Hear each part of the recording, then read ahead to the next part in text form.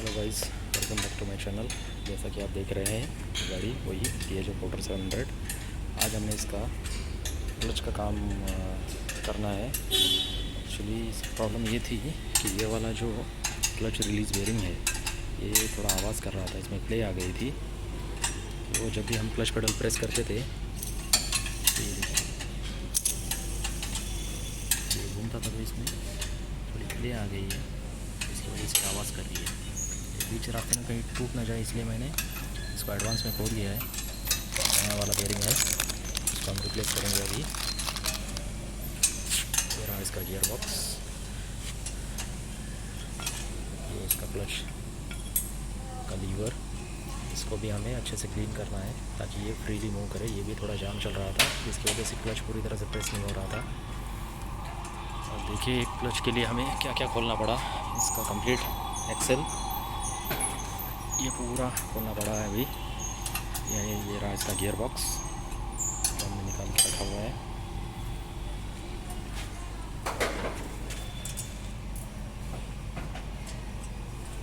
अभी हम इसका क्लच प्लेट निकाल रहे हैं, चेक करने के लिए। देखेंगे इसकी क्या पोजीशन है। ये देखिए दोस्तों, दिख रहा है इसका क्लच प्लेट। ये फ्लाईव्हील साइड से तो ठीक है, सॉरी ये फ्लाईव्हील साइड नहीं है, ये इसकी फ्लाईव्हील साइड है। आप देख सकते हैं, ये फ्लाईव्हील साइड है। हाँ, फ्लाईव्हील साइड से ही ये देखिए, ये थोड़ी ज़्यादा घिस चुकी है। इसको अगर हम अभी रिप्लेस नहीं करेंगे तो अगले 6-7 महीनों में, साल भर में ज़्यादा से ज़्यादा इसके रिवेट्स जो है वो प्रेशर प्लेट से घिसना स्टार्ट हो जाएंगे।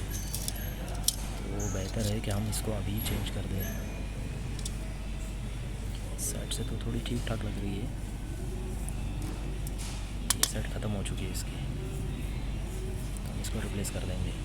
और ये रही इसकी प्रेशर प्लेट, ये तो अच्छी खासी है, इसमें कोई क्रैक्स वगैरह दिख नहीं रहे हैं मुझे। इसके जो फिंगर है, फिंगर तो थोड़े से ही घिसे हुए हैं, तो ये अच्छी है, इसको मैं अभी रिप्लेस नहीं करूँगा। ये देखिए, ये रहा इसका शायद पार्ट नंबर है ये। और ये कोई MSL ब्रांड है, MSL ब्रांड की है ये। क्वालिटी तो अच्छी है, चलो ठीक है। इसको हम रखते हैं साइड में, और अब हम इसको रिप्लेस कर देंगे।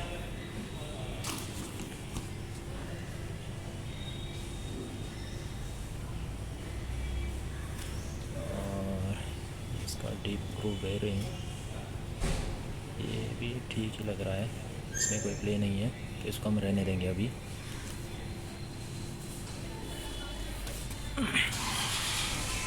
वो जो दिख रहा है आपको बीच में, वो वाला बेरिंग, ये देखिए दोस्तों, इसके ये वाले होल देखिए, ऊपर आ चुके हैं, और ये बहुत डीप है अच्छे खासे। इस वजह से हमें ये क्लच प्लेट चेंज करना ही बेहतर होगा। ये वाली किसी और ब्रांड की है, CK, ये देखिए CK नाम का कोई ब्रांड है। पार्ट तो वही है, ये शायद पोर्टर 600 की है, तो दोनों में सेम लगती है प्लेट, कोई डिफरेंस नहीं है। देखिए डायमीटर दोनों का सेम है। नंबर ऑफ स्प्रिंग्स हम देखेंगे, 1 2 3 4 5 6, 1 2 3 4 5 6, कोई फर्क नहीं इसमें।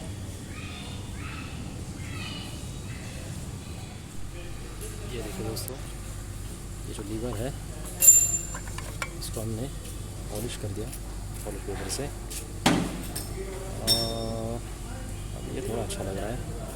इसका मूवमेंट जो है यहाँ पे एकदम फ्री होना चाहिए, डस्ट की वजह से जाम हो गया था। सॉरी, इस वीडियो में थोड़ी वॉल्यूम की प्रॉब्लम है, यहाँ पे आज अड़ोस पड़ोस में थोड़ा शोर है। इंडस्ट्रियल एरिया है यहाँ पे, जहाँ पे मैं खड़ा हूँ अभी।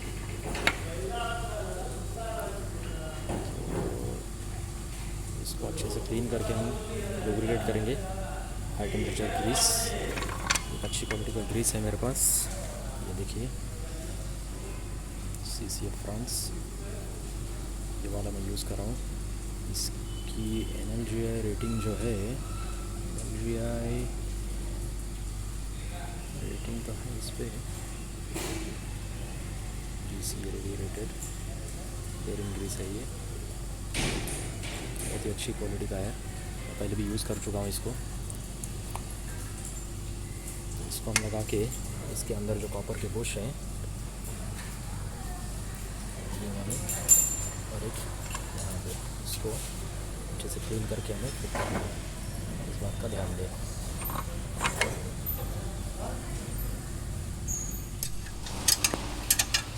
ये देखिए दोस्तों, क्लच प्लेट का क्लीन हो चुका है। इसकी ये देखिए दोस्तों, क्लच प्लेट का क्लीन हो रहा है अभी। इसको बराबर अलाइनमेंट टूल के साथ, ये वाला टूल जो है,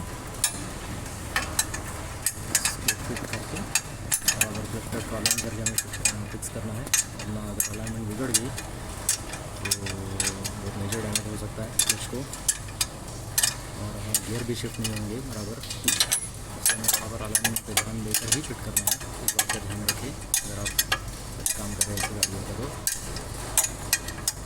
विदाउट अलाइनमेंट टूल हो सके तो इसका फिटिंग ना करें। तो देखिए ये वाला टूल होता है, इससे हमें क्लच प्लेट की अलाइनमेंट करनी होती है फिटिंग से पहले, वरना अलाइनमेंट अगर बिगड़ गई तो क्लच प्लेट खींच सकती है आड़ी टेढ़ी, और प्रेशर प्लेट और गियर बॉक्स को डैमेज कर सकती है। और एक चीज़ मैं आपको दिखाना चाहूँगा, ये होता है प्रोफेशनल सोल्यूशन का टॉर्क रिंग्स, हमने यूज़ किया क्लच प्लेट का फिटिंग करने के लिए। क्वालिटी का काम अगर आपको कराना हो तो ऐसे टूल्स आपके पास होना बहुत ज़रूरी होता है।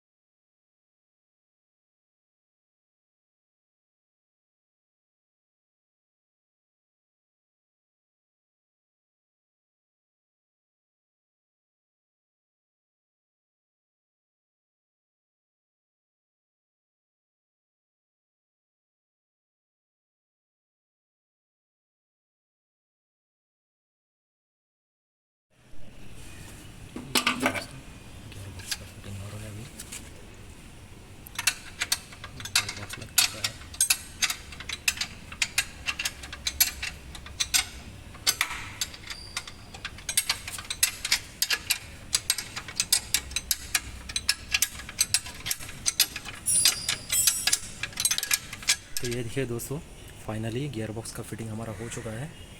इसके बाद हमें बस करना ये है कि ये शिफ्टर जो है, शिफ्टर असेंबली, इसको फिट करना है। बाद में हम एक्सेल को फिट करेंगे। इसके बाद देखिए गियर बॉक्स हमारा पूरी तरह से फिट हो चुका है।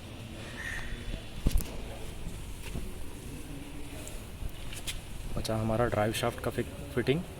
उसके बाद हम ड्रम और ये सब जो है व्हील्स वगैरह इसको फिट कर देंगे। बाद में हमें ब्रेक लाइन में से हमें एयर को ब्लीड करना होगा। तो ये देखिए दोस्तों, ये वाला हिस्सा कंप्लीट हो चुका है। गियर बॉक्स, ड्राइव शाफ्ट और व्हील, ड्रम जो कुछ भी था हमने सब असेंबल कर दिया है, ये कंप्लीट हो गया है। अब बाकी है सिर्फ गियर का जो शिफ्टिंग मैकेनिज़्म है वो, और केबल को हमें असेंबल करना है।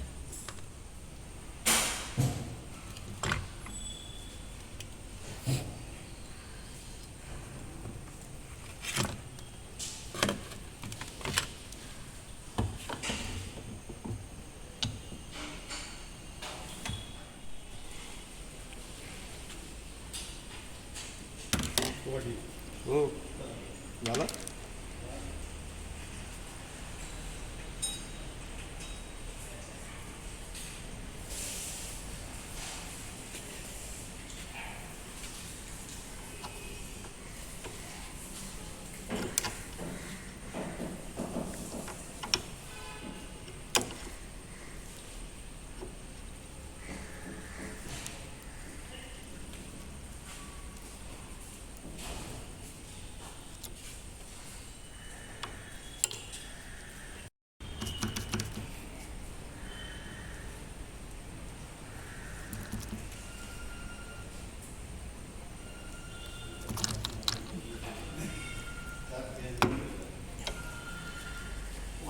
वो हाँ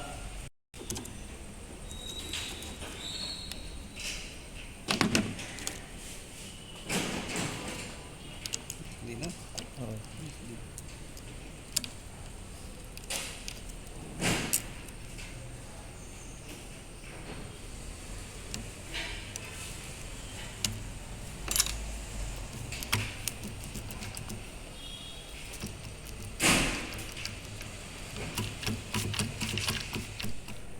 ये देखिए दोस्तों, फाइनली हमारा ये वाला पार्ट जो है रेडी हो गया है फिटिंग के लिए।